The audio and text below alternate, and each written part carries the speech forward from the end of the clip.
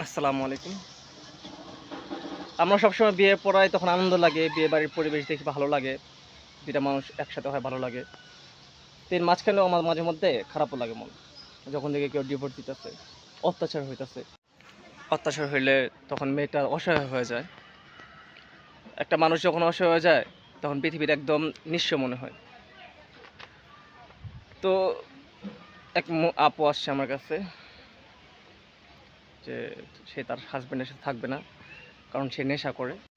এমনকি তার খবরও নেয় না। আজকে প্রায় ৯ বছর যাবৎ একটা বাচ্চা আছে।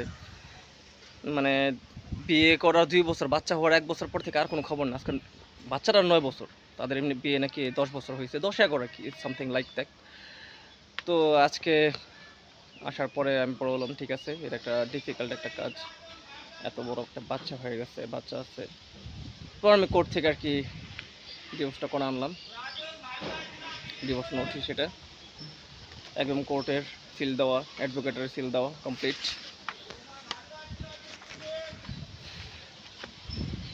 সবসময় আনন্দে আনে না। অন্যের দুঃখ নিজের দুঃখ হয়ে যায় অনেক সময়। আমি দেখলাম বাচ্চাটার দিকে তাকায় খুব খারাপ লাগছে ভাই।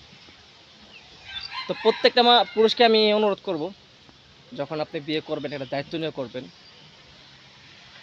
আপনি শুধু একটা মেয়েকেও দায়িত্ব নিতেছেন না, একটা পুরো পরিবারকে দায়িত্ব নিতেছেন।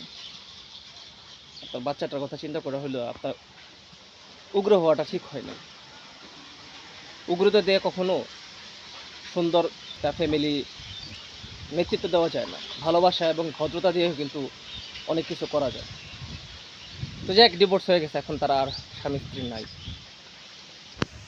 আমরা চাই পৃথিবীতে সবাই সুখে থাকুক। আসসালামু আলাইকুম।